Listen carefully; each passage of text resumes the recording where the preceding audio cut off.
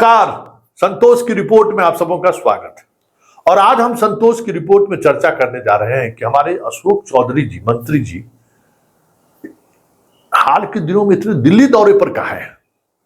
हर सप्ताह दिल्ली, और जब जाते हैं तो 3-4 दिन 5 दिन रह के आते हैं।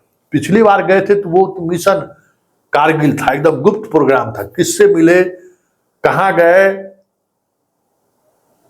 ली मेरिडियन में किससे मुलाकात हुई, लुटियन जोन में एक सांसद के आवास पर किससे मुलाकात हुई, सब चीज एकदम टॉप सीक्रेट रखा गया था।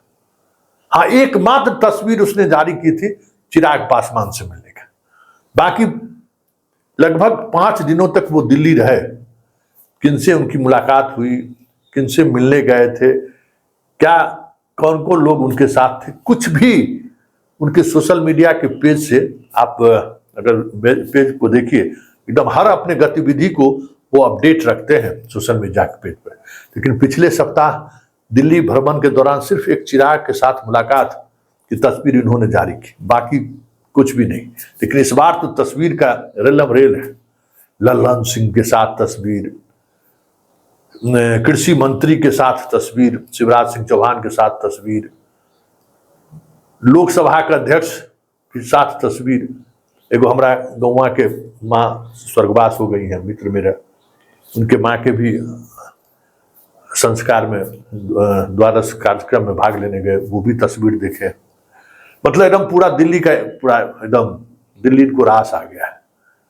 लेकिन कल जिस तरीके से सूची जारी हुई है जनता दल के राष्ट्रीय स्टेट राज्य कार्यकारिणी की, उस कार्यकारिणी में अगर गौर करिएगा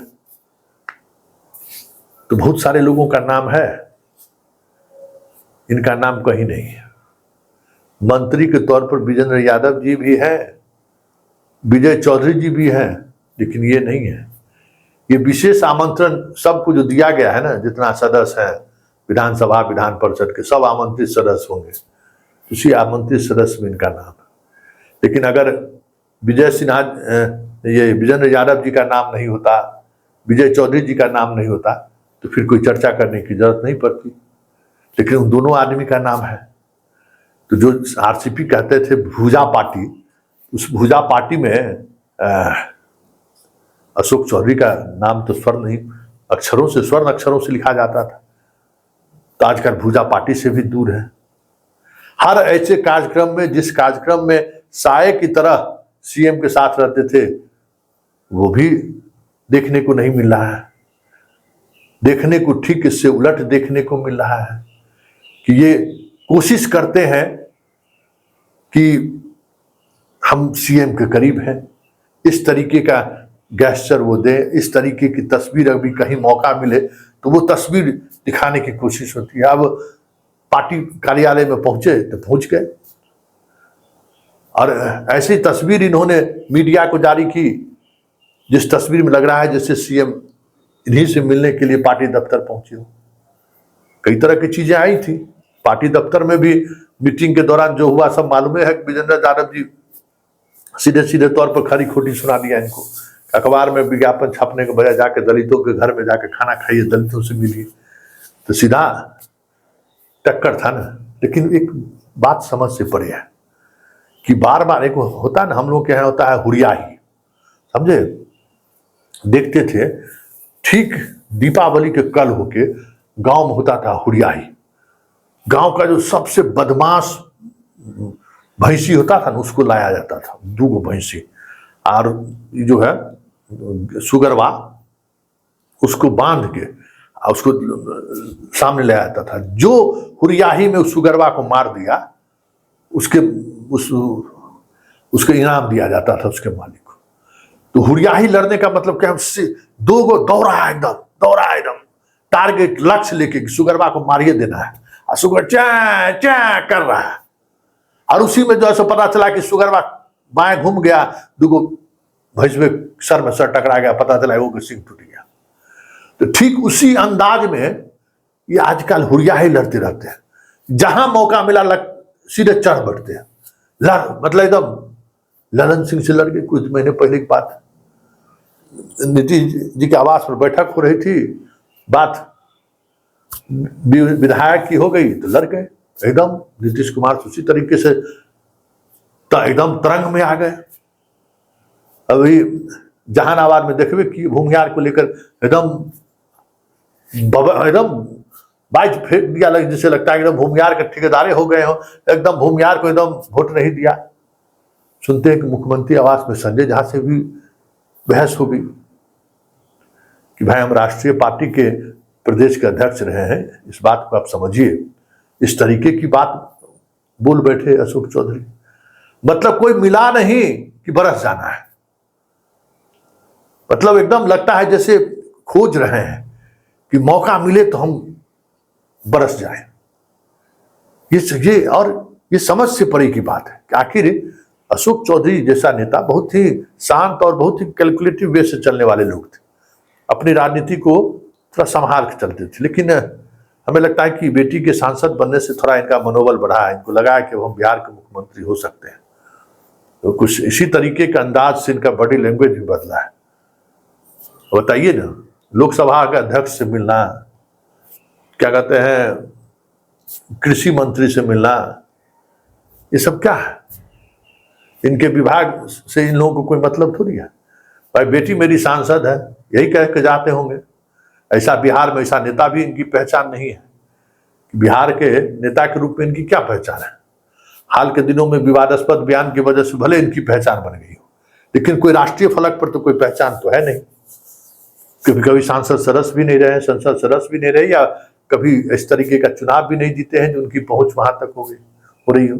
यही देते होंगे कि भाई सांसद का पिता बिहार सरकार का मंत्री, मिलने का समय हमें चाहिए, यही होता होगा ना।